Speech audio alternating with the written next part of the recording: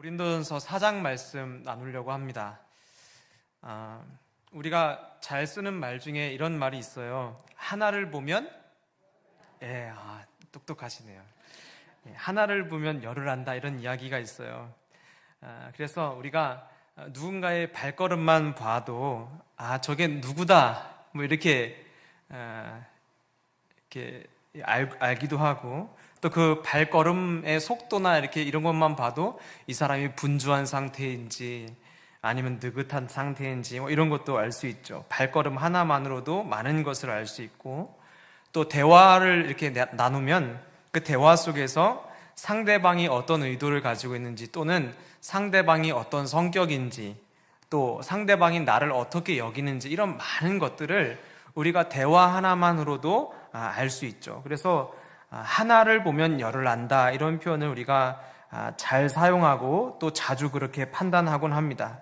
사람이 삶에서 오랜 시간 축적되어 온 방식이 굳어지면서 그것이 삶의 형태로 이렇게 나타나는데, 그런 것들을 사람들이 보면서 저 사람은 저렇게 행동하는 걸 보니 저 사람의 성격은 이런 걸 거야, 아니면 저 사람의 됨됨은 이런 걸 거야 라고 우리가 판단하기도 하죠. 그래서 우리는 생각보다 이렇게 사람들의 삶 속에서 여러 가지 것들을 보면서 더 깊은 것들을 우리가 파악할 수 있게 되죠.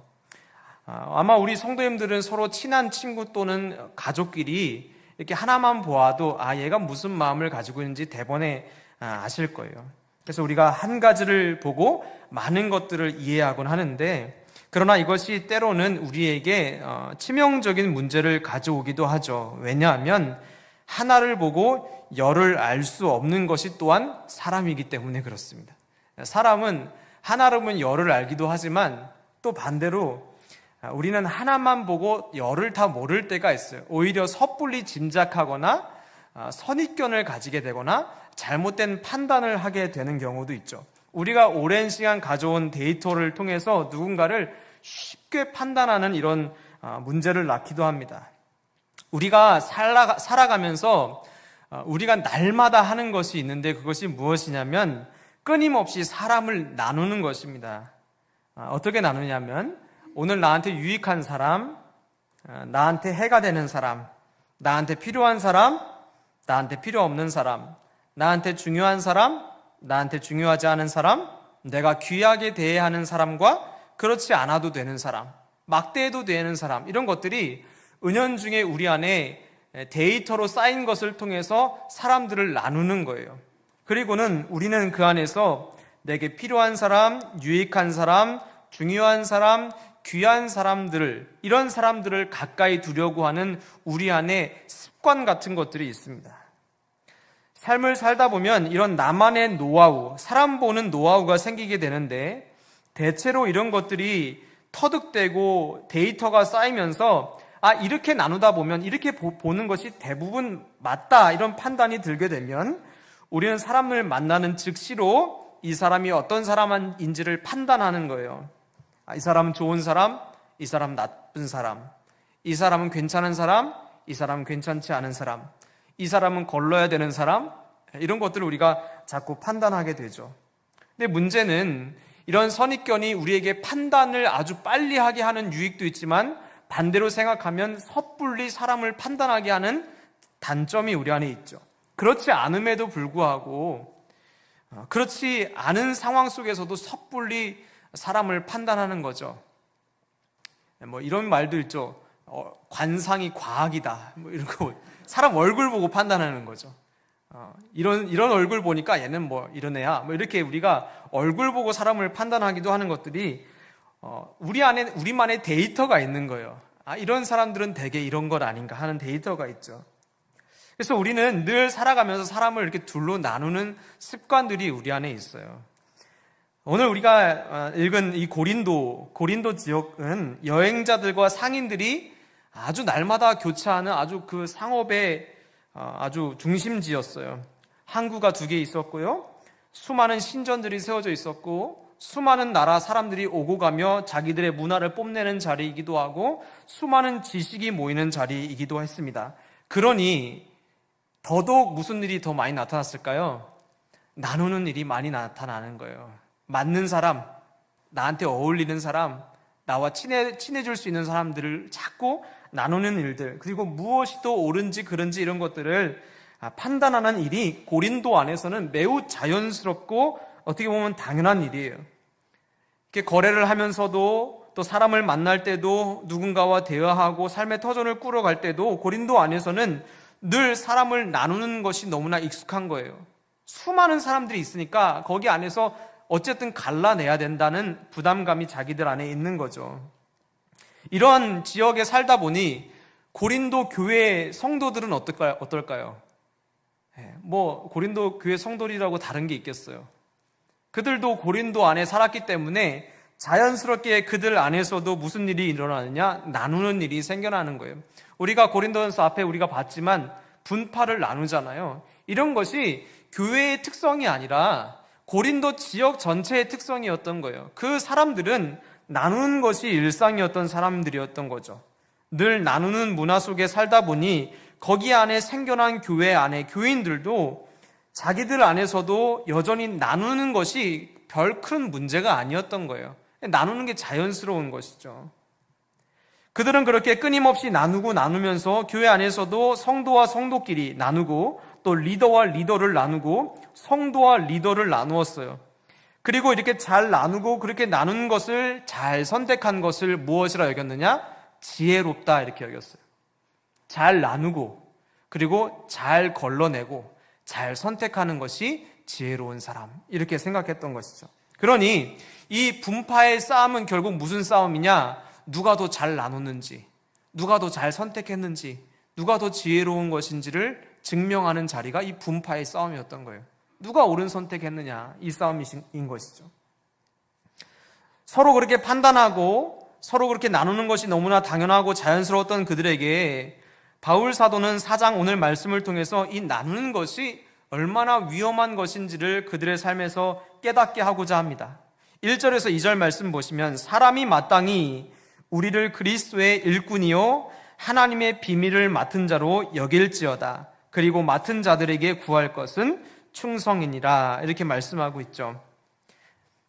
이 바울을 비롯한 지도자들을 이야기하는 거예요. 목회자들을 이야기하고 당시 사도들을 이야기하는 것인데 사람들이 그런 지도자들, 리더들을 그리스도의 일꾼이고 하나님의 비밀을 맡은 자로 여겨야 된다라고 이야기하는데 바울 사도는 고린도 교회 안에 교회 리더들을 나누어서 분파를 만들고 있음을 알았고 그래서 그렇게 나누는 그들에게 말하는 것입니다. 너희가 리더라고 여기던 그들, 당신들이 신령하고 지혜롭다고 권위 있다고 여기며 따르던 그들 모두가 다 무엇이라고 얘기하는 거예요? 일꾼이라는 거예요. 일꾼이라는 것. 이것을 헬라어 원어 의미를 살펴보면요, 보조자 또는 헬퍼의 의미가 있어요. 그러니까 리더들, 당신들이 리더를 중심으로 나누었는데 그 리더들이 무엇이냐? 헬퍼들이라는 거예요. 보조자들이고 돕는 자들인데, 즉 누군가가 어떤 일을 감당할 때 그 일을 잘 해낼 수 있도록 도와준다는 의미로서의 일꾼이에요. 교회의 모든 리더들은 바로 돕는 자들이라는 거예요. 돕는 자. 그리고 이 모든 돕는 자들의 존재 목적이 무엇일까? 무엇을 돕는 것일까요? 성도를 하나님께 연결시키는 것을 말합니다. 그러니까 리더들이 존재하는 이유가 무엇이냐? 리더들은 일꾼인데 리더들은 뭐하는 사람들이냐? 성도와 하나님을 연결시켜주는 사람들이라는 거예요. 이 사람들이 일꾼이라는 거예요. 돕는 사람들인데, 즉 막 그렇게 신령하고 대단한 사람들 아니라 돕는 자들에 불과하다는 것을 바울이 이해하게 해주고 있는 거예요. 그들은 오직 성도와 하나님을 연결시키는 일에 충성하는 자들이라 이렇게 얘기하는 거예요. 맡은 자들에게 구할 것은 충성이다. 그러니 이런 일꾼들끼리 나눌 일이 없다는 거예요. 왜 돕는 자들을 두고 서로 나누냐는 거죠. 이들은 오직 하나님과 성도를 연결시킨 이 일에 충성된 자들인데 왜 이들을 자꾸 나누어 놓냐는 거죠. 리더뿐이겠습니까? 공동체 안에 모든 사람들은 하나님께서 서로를 하나님께 연결시키도록 돕는 자로 우리를 부르셨다는 것을 기억해야 됩니다. 그래서 우리는 일꾼이에요. 그리스도의 일꾼인데 무슨 일꾼입니까? 성도와 하나님을 연결하는 일꾼들인 거예요.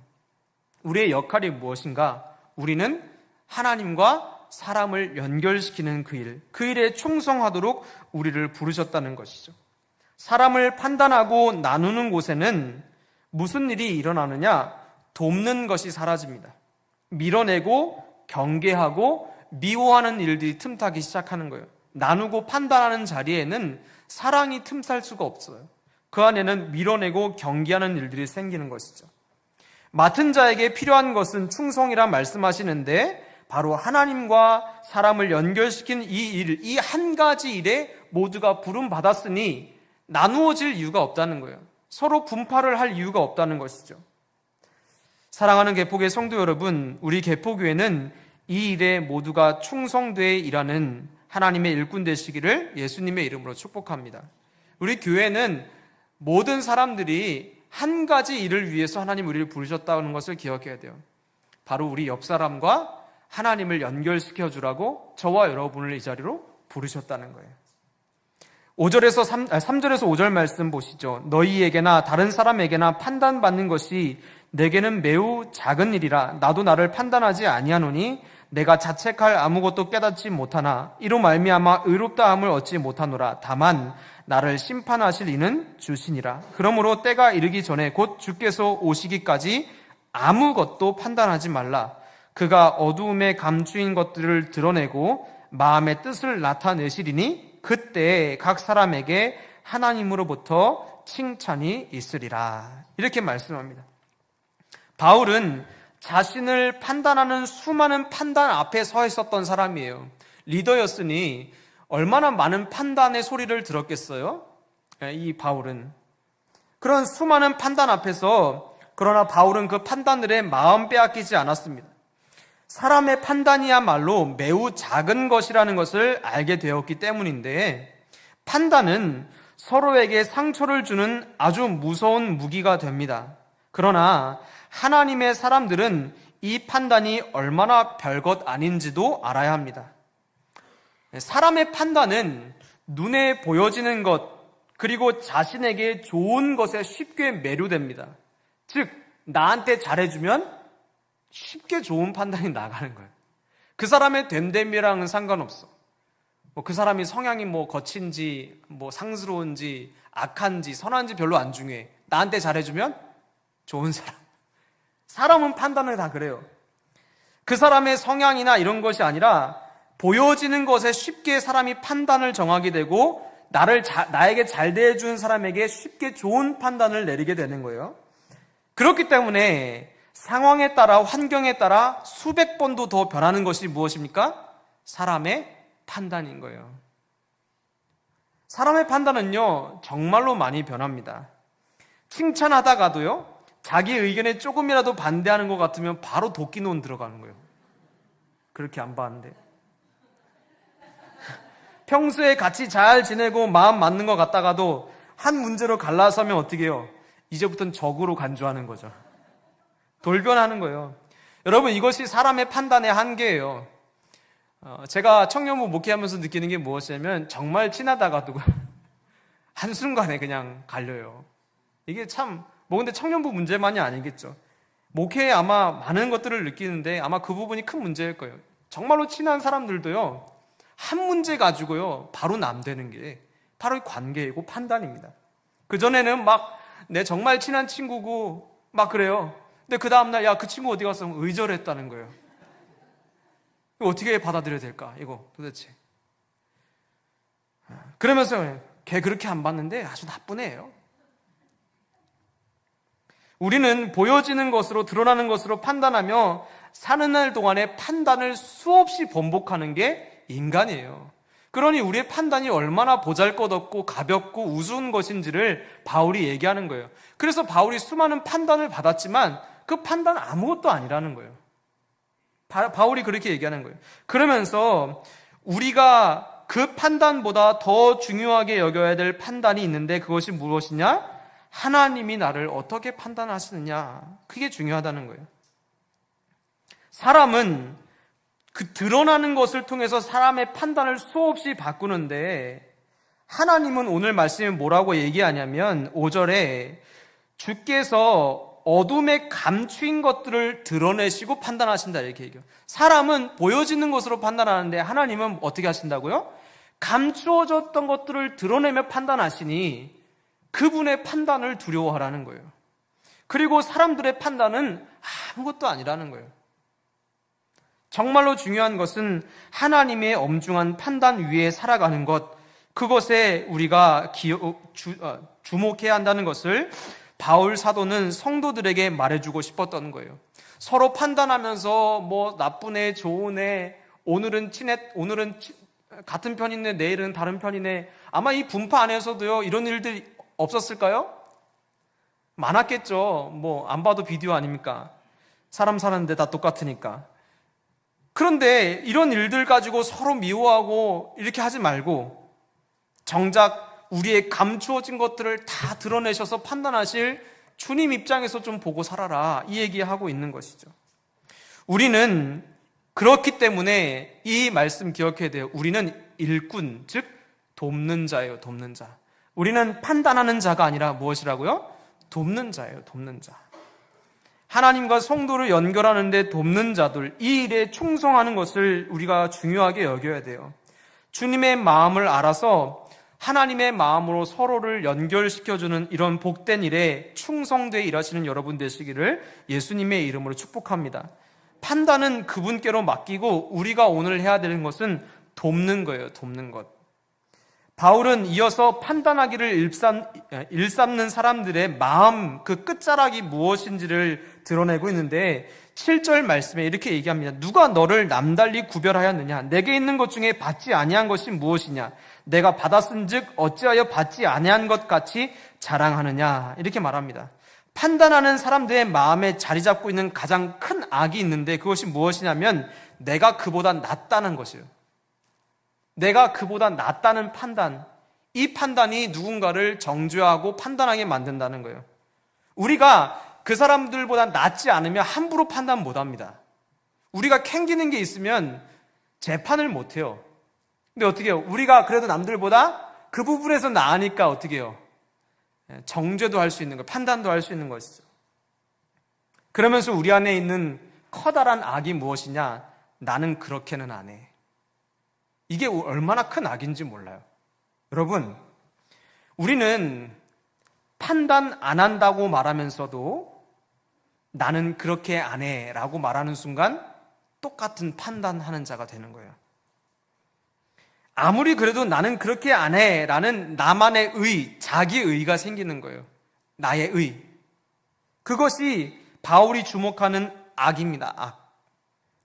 우리가 정말 중요하게 기억해야 할 것이 무엇이냐? 내가 남들보다 쉽게 되어지는 그 일은 내가 잘나서가 아니라 하나님이 내게 주신 선물이에요. 이거 여러분 우리가 기억할 수 있어야 돼요. 내가 남들보다 안 하게 되는 것, 나는 그 일, 나는 그렇게는 안 해. 나는 그런 일은 안 해. 난 그런 짓은 안 해. 라고 우리가 말하는 그 지점, 그거 내가 원래 잘나서 그렇게 되는 게 아니고요. 하나님이 우리에게 주신 은혜예요. 하나님이 내게 주신 은혜라는 것을 우리가 기억해야 돼요. 왜냐? 우리에게 주어진 모든 것이 선물이기 때문에 그렇습니다. 하나님께로부터 부여된 선물. 바울이 말합니다. 누가 너희를 그렇게 구별되게 했냐? 너희를 누가 그렇게 잘나게 했냐? 누가 너희를 그렇게 떳떳하게 했니? 라고 물어보는 거예요. 너희가 자랑하는 것 중에 하나님께로부터 받지 않은 게 도대체 뭐가 있길래 너네 그렇게 떳떳한 거야? 이렇게 바울이 얘기하는 거예요. 받아놓고는 왜 자기가 잘난 것처럼 그렇게 자랑하고 정죄하는 거야? 그렇게 얘기하는 거예요.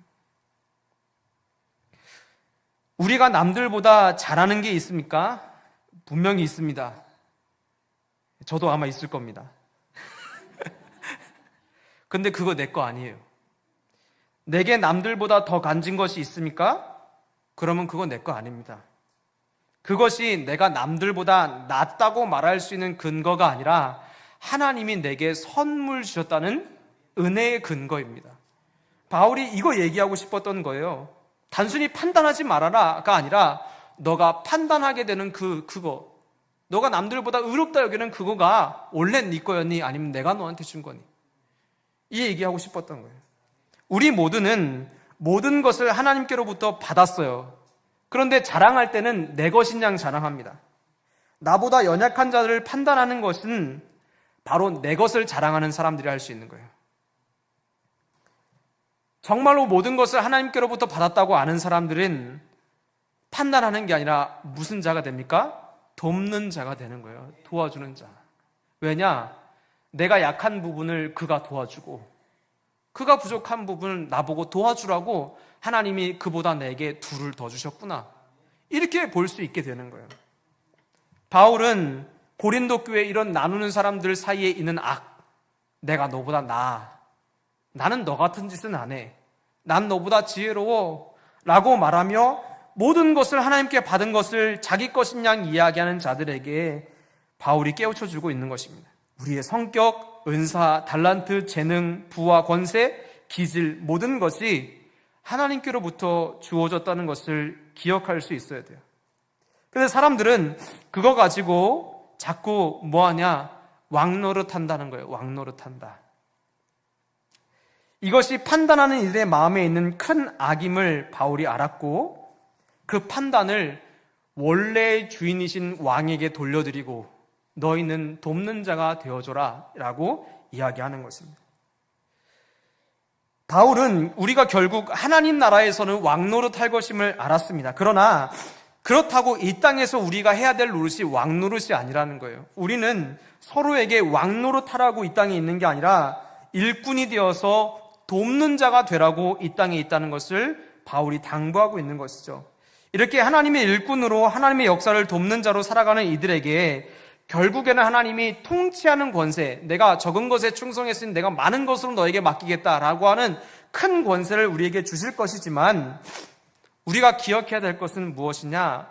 그만큼 우리가 이 땅에서 돕는 자가 되어야 된다는 것을 기억해야 돼요. 또 하나 바로 한 가지 일을 더 해야 되는데 그것은 무엇이냐? 하나님의 고난에 참여하는 자가 되는 것입니다.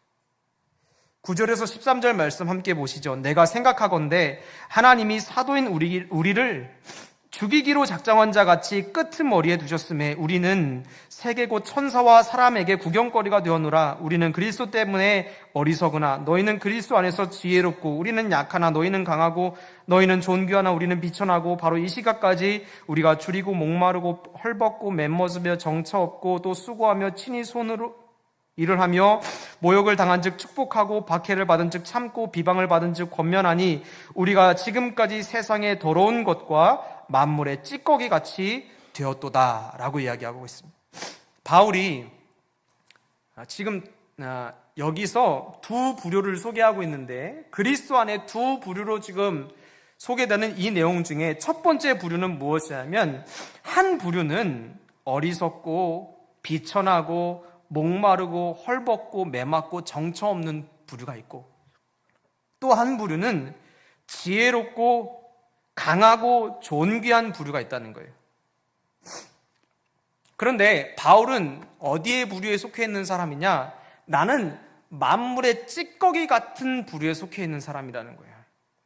너희는 고린도 성도들은 존귀한 자들이라는 표현이죠. 여기서 우리가 생각나는 단어가 있는데 얌체가 있어요. 얌체. 여러분 얌체 아세요? 얌생이. 염치가 없다 뭐 보통 이런 말 사용하죠. 자기가 필요할 때는 열심히 하다가 나랑 상관없이 없는 일이 있으면 어떻게 해요? 바로 손 터는 거죠. 나한테 위험한 일이다. 그럼 바로 손 털고 나가는 거예요. 남을 배려하기보다는 자기 이익만을 위해 살아가는 사람을 보면 우리가 야, 너 참 얌체 같다 이런 표현 자주 사용하죠. 고린도 성도들한테 바울이 얘기하는 거예요. 너네 얌체 같다.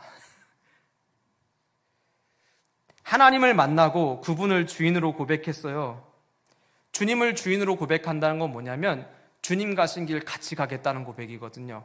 그렇잖아요. 그런데 영광은 같이 누리려고 하는데 얘네들이 뭐 하는 거예요? 고난받는 자리에는 얌체같이 다 없어진 거예요. 여전히 자기 일과 타인의 일을 나누고 내 편과 네 편 나누고 판단하고 하나님 자리에 앉아서 왕노릇은 다 해요. 판단도 하고. 그러나 정작 정말 하나님의 백성들이 지금 그리스도로 인해서 세상 속에서 구경거리로 전락한 고난의 현장에는 같이 있지 않는다는 거예요, 얘네들.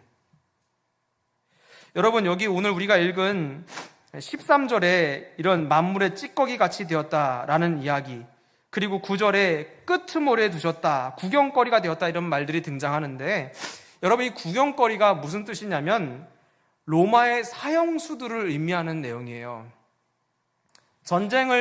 전투를 벌이고 로마 군인들이 승리하면 개선식을 하죠. 개선식을 할 때 그 승리에 주도했던 그 장군이 말을 타고 등장하고 그 뒤에 군인들이 탁 그 축하와 노래, 음악 속에서 등장합니다. 그리고는 제일 그 개선 행진의 끄트머리에 누가 있냐? 포로들이 있어요. 포로들. 얘네들은 예정된 사형수들이죠. 그리고 이 중에 덩치가 있고 힘이 꽤 있을 것 같은 사람들을 골라서 무슨 일을 맡겼느냐? 원형 경기장 안에 넣어두는 거예요. 로마의 원형 경기장 아시죠? 거기서 뭐합니까? 사람이랑 야생 맹수들이랑 전투를 붙게 하는 거예요. 그리고는 로마 시민들이나 나머지 사람들은 경기장 밖에서 막 구경하는 거죠. 고난받는 그리스도인의 모습을 바울은 뭐라고 얘기냐? 사형수의 모습이라고 얘기하고 있어요. 구경거리라는 거예요. 세계 모든 사람들이 구경하고 있는 존재가 바로 우리들이다. 진정 하나님 나라 백성으로 살아가는 이들은 경기장의 구경꾼들이 아니라 오히려 구경거리였다는 거예요. 근데 바울이 보는 고린도 교인들은 구경꾼이 되었고 구경거리가 아니라는 거예요. 진짜 하나님 나라 백성들은 구경꾼이 아니라 구경거리가 되어져 버렸는데, 너네들은 왕노릇은 다 하고 그리고는 고난받는 자리에는 구경꾼의 모습으로 있다는 것이죠. 삶에서 복음을 전하고 세상에서 비난과 모욕, 고난과 핍박 속에서 믿음을 지키는 구경거리 된 성도들이 있었어요. 그런데 고린도 교인들은 교회 안에서 편 나누고 누구의 말이 더 옳고 그르며 어떤 말이 더 진리에 가깝고 이런 거 가지고 서로 싸우면서 누가 더 옳은지 그른지는 아주 예리하게 판단하지만 고난받는 자리에는 없었다, 그 얘기하고 있는 거죠. 17절 말씀, 이로 말미암아 내가 주 안에서 내 사랑하고 신실한 아들 디모데를 너희에게 보내었으니 그가 너희로 하여금 그리스도 예수 안에서 나의 행사 곧 내가 각 교회에서 가르치는 것을 생각나게 하리라. 하다 못해서 바울이 디모데를 보내는데 보낸 이유가 무엇이냐면 가르친 거 생각나게 해주려고 보냈다, 이렇게 얘기했어요. 이 가르치는 게 무엇일까요? 말만 하는 게 아니라 예수님 뒤 따라가는 거, 이거 생각나게 해주려고. 서로 편 나누고 싸우는 거 말고 삶에서 예수 그리스도 따라서 같이 걸어가는 거, 그게 우리 할 일이야. 이거 가르쳐 생각나게 하려고 디모데 보내줬다는 거예요. 그리스도의 고난에 함께 참여한 자로 세우셨다는 것, 이것이 하나님 나라 백성의 원래 자리예요. 여러분, 우리가 옳고 그른 거 따지는 거 매우 중요하지만 여러분, 우리가 기억해야 될 것이 있어요. 우리가 말로만 따지다가 삶을 잃어버리면 그 속빈 강정되는 거예요.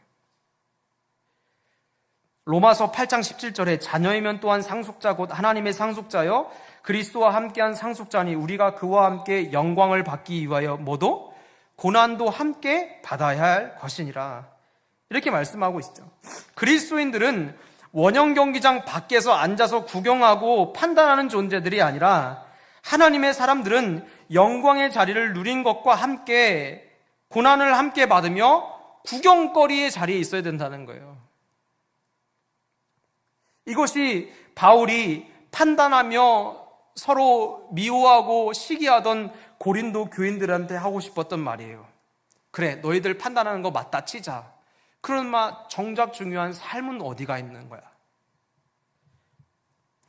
요한복음 15장 5절 말씀이 여러분 잘 아는 말씀이죠? 함께 읽어볼까요? 시작. 나는 포도나무여 너희는 가지라. 그가 내 안에 내가 그 안에 거하면 사람이 열매를 많이 맺나니 나를 떠나서는 너희가 아무것도 할 수 없음이라. 요한복음 15장에 예수님께서는 당신을 구주로 영접한 자들에게 포도나무와 가지의 비유를 통해서 너희와 내가 한 몸이라는 것을 얘기해 주시죠. 그렇게 한 몸 된 자들이 누리는 영광이 있는데 그것이 무엇이냐면 예수님이 누리는 열매 같이 따먹는 거예요. 이게 영광을 나누는 거예요. 예수님이 당신이 얻으시는 포도나무시니까 당신이 얻으시는 열매, 가지들도 함께 나누는 거예요. 한 몸이니까. 이게 열매는 영광으로 표현해도 돼요. 그러니까 한 몸인 자들은 예수님이 누리는 영광 같이 누리는 거예요. 너가 내 안에, 내가 네 안에 있으니까 내 안에만 붙어 있으면 내가 누리는 영광 다 니네 거야. 이렇게 하나님 영광에 대한 이야기 하시는데, 그런데 여러분 요한복음 15장의 후반절에 가면요 이상한 이야기가 등장하는데, 무슨 이야기가 등장하면 세상에 미움받는 성도들의 이야기가 등장해요. 포도나무의 비유, 이 얘기하고는 15장 바로 그 후반절에는 세상에서 미움받는 성도들의 이야기가 등장하는데, 여러분 왜 포도나무의 비유가 등장하고 갑자기 미움받는 성도들의 이야기가 등장할까요? 이게 무슨 연결성이 있을까요? 우리는 포도나무와 가지의 비유에서 많은 열매를 맺는 것에 주목하다 보니까 그냥 예수님에 붙어 있으면 주님이 열매, 내 열매, 주님의 영광, 내 영광, 이런 것에만 주목하죠. 그런데 또 한 가지가 있는데, 예수님과 한 몸으로 연결된 자들은 열매, 즉 영광도 예수님과 공유하지만 뭐도 공유한다는 거예요? 고난도 공유한다는 거예요. 예수님 말씀하시죠. 너네 고난 받을 건데 염려하지 마. 그거 내가 먼저 당했던 거야. 이 얘기 하시거든요. 그건 무엇입니까? 너희랑 나랑 한 몸이니까 포도나무인 내가 당했던 고난 너희가 당하는 것도 당연한 거지. 내 열매 너네가 다 따먹는 것처럼 내가 포도나무가 어려움 당하는 거면 너네도 같이 당하는 거 자연스러운 일 아니냐? 이상하게 여기지 마라. 내가 먼저 고난 받았고 이겼다. 이 얘기하고 있는 거거든요. 여러분 생각해 보십시오. 포도나무가 비바람 맞고 있는데 가지 혼자 비바람 안 맞을 수 있나요? 그거는 떨어진 가지. 지 혼자 뭐 저기 처마 밑에 가 있던지 그러면 가능하죠. 그런데 한 몸이라고 말하는 포도나무에 붙어있는 가지 중에 포도나무가 막 비바람을 맞고 눈비를 맞고 있는데 가지 혼자 안 맞을 수 있습니까? 그런 일은 없어요. 포도나무가 모진 폭풍에 막 나무가 이리 막 휘청거려요. 근데 가지 혼자 딱 안 흔들리고 이렇게 있을 수 있어요? 이거 불가능한 일이죠. 포도나무의 모든 열매를 가지와 함께 맺히는 것처럼 가지는 열매뿐만 아니라 뭐도 함께 겪습니까? 비바람도 함께 겪는 거예요. 왜냐? 한 몸이니까. 바울은 고린도 교회 성도들에게 이야기하는 거죠. 너희가 그리스도의 영광은 누릴 줄 알면서도 비바람은 같이 안 겪는구나. 바울 사도는 판단하는 이들에게 너의 삶에서 그리스도와 함께 그리고 너에게 맡겨준 공동체와 함께 비바람을 겪는 스토리가 있는지를 물어보고 있는 거예요. 왕의 자리에서 하나님이 하실 판단과 재판은 먼저도 잘하면서 예수님이 맞으시는 비바람의 자리에는 왜 같이 안 있어? 바울이 이거 가슴 아파서 얘기하는 거예요. 공동체 안에서 서로 판단하며 나누는 것은 여러분 포도나무의 가지가 하늘을 보고 침을 뱉으면 이거 뭡니까? 자기 얼굴에 침 뱉는 거고 더 나아가서는 포도나무한테 침 뱉는 거지. 성도가 성도를 비난하고 판단하면 자기 얼굴에 침 뱉는 정도가 아니라 바울의 입장에서는 예수님 얼굴을 욕되게 하는 것 같은 거예요. 그래서 하지 말아달라는 거죠. 여러분 공동체 안에서 우리가 누군가를 비난할 때 또 판단할 때 우리는 잘 생각해야 됩니다. 이게 단순히 누구를 비난하는 게 아니라 내가 주님으로 고백하는 나와 한 몸이신 예수님 얼굴에 침 뱉는 것일 수도 있는 거예요. 바울은 단순히 판단하고 정죄하지 말라는 게 아니라 하나님의 마음 그리고 하나님과 함께 비바람 맞는 자리에도 같이 있어달라고 요청하고 있는 것이죠. 그래서 바울은 다른 사람들과 다르게 단지 지도자로 그들에게 권면하는 게 아니라 아버지의 마음, 즉 아비의 마음으로 그들에게 권면하는 거예요. 하나님의 나라, 백성은 말이 아니라 능력에 있다, 삶에 있다. 20절 말씀이죠. 하나님 나라는 말에 있지 아니하고 오직 능력에 있음을 너희가 잊지 말아라. 나를 미워하는 이들을 위해서 그들 변화시켜 달라고 여러분 울면서 기도해 본 적 있으십니까? 내가 판단하고 정죄했던 그 사람일지라도 그를 향해서 먼저 안타까운 마음에 기도의 불꽃을 피워 올린 적 있으십니까? 아무리 미워도 기도의 불꽃을 먼저 피워 올리게 되는 관계가 무슨 관계인가요? 가족이에요. 그죠? 가족은요, 미워도요, 마음에 안 들어도요, 판단보다 뭐 하게 됩니까? 기도부터 하게 되죠. 막 화내는 것도 화내는 거지만 먼저 하나님 앞에 울면서 요청하게 되는 거잖아요. 그게 한 몸이고 한 가족이고 한 공동체일 때 일어나는 일이에요. 여러분, 우리가 미워하는 사람들이 없을 수는 없겠죠. 그러나 여러분, 우리가 그런 사람들을 향해서 기도하는 마음이 사라지면요, 우리는 한 몸 아니라는 것을 드러내는 꼴입니다. 우리는 미워도 기도할 수 있어야 됩니다. 이게 예수님이 한 몸, 한 지체, 한 공동체로 부르시고 우리에게 아비의 마음을 가져달라고 요청하신 이유예요. 너희 자녀들에게 아무리 미워도 기도 먼저 하게 되지 않냐? 비난보다. 먼저 울게 되지 않냐? 자식을 위해서. 그렇죠. 그것처럼 너희를 위해 한 몸으로 맺어진 이 공동체를 위해서 왜 기도하지 않고 먼저 판단부터 하니? 바울 사도는 그렇게 나누고 판단하고 서로 왕노릇하고 하나님 나라 공동체를 나누는 이들을 향해 단호하게 말하지만 동시에 아비의 마음으로 따뜻하게 그들을 향해 나아가는 것입니다. 판단한 이들이 판단받아 마땅하지만 그들을 판단하지 아니하고 아버지의 마음으로 요청하고 있는 거예요. 여러분, 판단하기가 쉽습니까? 사랑하기가 쉽습니까? 나누기가 쉽습니까? 연합하기가 쉽습니까? 둘 다 어렵습니다. 네, 그런데요, 우리가 정말로 하나님 말씀에 순종하고자 하면요, 사랑하기가 어렵죠. 그리고 연합하는 게 훨씬 더 어려워요. 우리가 누군가를 향해 판단하는 거 너무 쉬운 문제죠.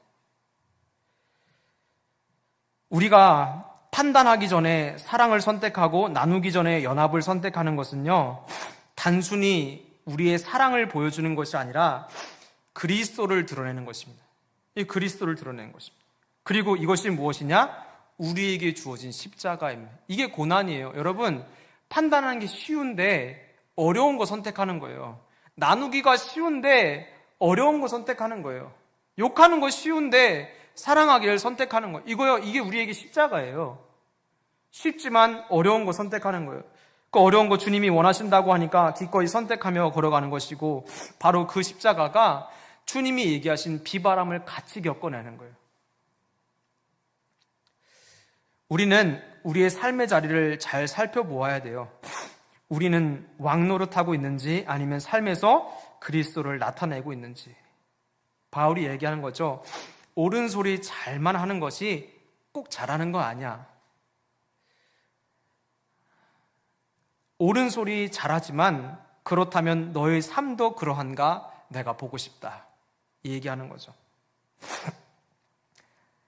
저는 우리 개포교회가 서로의 연약함을 끌어안고 같은 포도나무의 가지로 서로 돌보며 기꺼이 서로가 맞는 비바람을 같이 겪고 예수님과 또 그분이 맡겨주신 공동체와 함께 우리 인생의 사계절을 같이 겪어낼 수 있는 능력이 있기를 예수님의 이름으로 축복합니다. 사계절을 말하는 거는 쉽죠. 근데 사계절을 겪는 건 또 다른 문제예요. 우리는 사계절 중에 봄, 가을을 좋아합니다. 그러나 더운 여름 그리고 살을 에이는 겨울은 피해가고 싶은 것이 우리의 마음이죠. 그게 무엇이냐? 얌체예요, 얌체. 열매만 따먹고 비바람은 처마 밑에 가 있으려는 거. 바울이 얘기하고 싶었던 거예요.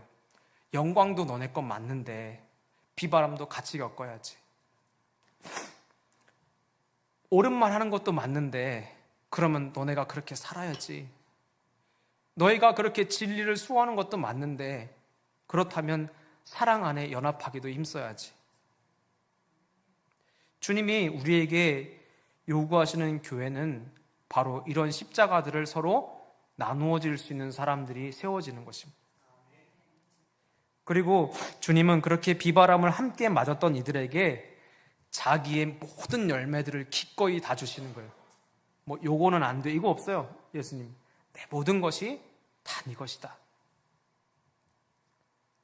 그렇게 우리는 이 고린도전서 4장의 말씀을 통해 우리가 오늘도 충성해야 될 자리가 무엇인지 확인할 수 있게 되죠. 우리가 충성해야 되는 것은 어디입니까?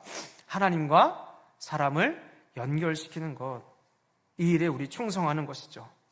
그리고 우리가 능력을 구해야 되는데 말이 아니라 공동체와 또 내 사랑하는 주님과 비바람도 함께 겪을 수 있는 능력 달라고 구해야 되는 것이고, 그리고 우리가 타인의 마음을 판단으로 무너뜨리는 것이 아니라 우리를 판단하실 주님을 바라보게 하시고, 받은 것을 내 것으로 자랑하는 것이 아니라 하나님의 사랑을 자랑하는 인생 되게 해달라고 그렇게 우리가 주님 앞에 구해야 될 줄로 믿습니다.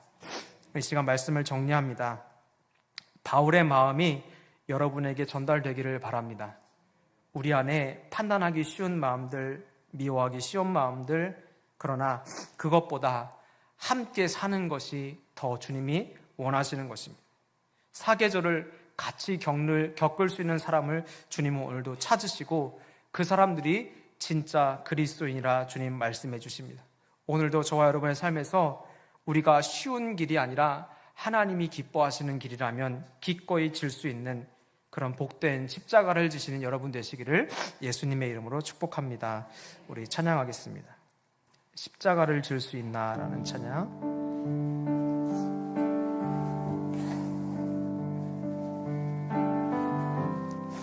함께 찬양합니다. 십자가를 질 수 있나? 십자가를 질 수 있나? 주가 물어보실 때 죽기까지 따르오리. 저들 대답 너는 기억하고 있나? 너는 기억하고 있나?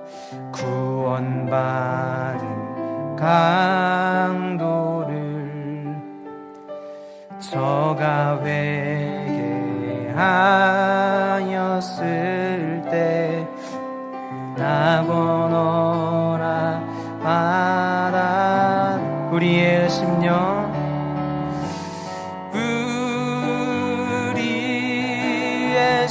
심령 주의 것이니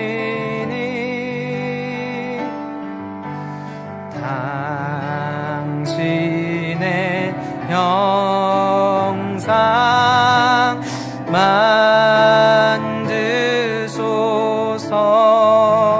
주 인도 따라 주 인도 따라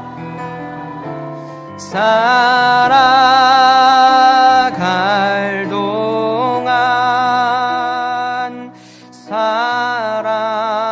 사랑과 충성 늘 바치오리. 기도하겠습니다. 주님, 오늘도 우리에게 너 십자가 지고 같이 올 수 있니? 라고 물어보시는 것은요, 너 내가 겪는 비바람 너도 같이 맞아줄 수 있어?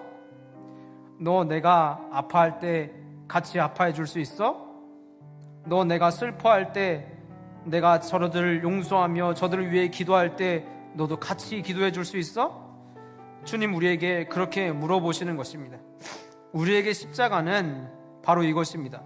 주님이 아파하실 때 같이 아파하는 것, 주님이 슬퍼하실 때 슬퍼하고, 주님이 용서하고자 할 때 힘들지만 같이 용서하고, 주님이 사랑하기를 애쓰실 때 사랑하기 너무 어렵지만 사랑을 선택하는 거, 그거 우리에게 주어주신 하나님의 십자가입니다. 이거 안 지고 주님의 영광만 누리는 것, 주님 그거 가슴 아파하십니다. 비바람도 같이 맞은 포도나무와 가지여야 내 열매도 바로 네 것이다 말씀하시는 주님의 마음, 우리가 오늘 기억하며 이 시간 기도하기를 원합니다. 주님, 주님의 인도 따라 살아갈 동안 사랑과 충성 늘 당신께 드리겠습니다. 주님, 우리의 삶의 십자가, 주님이 원하시는 그 길, 내가 주님과 함께 기꺼이 비바람 같이 맞겠습니다. 주님이 걸어가신 그 사계절 나도 같이 맞겠습니다. 그리고 마지막 최후의 영광도 주님과 함께 누릴 수 있도록 함께하여 주옵소서. 오늘도 그렇게 주님과 함께 삶으로 걷게 하시고 말이 아니라 우리의 능력을, 우리의 삶에 하나님의 능력을 경험하는 자리 되게 하여 주옵소서. 이 시간 주님의 이름 한번 외치시고 주 앞에 기도하며 나아갑니다. 주여,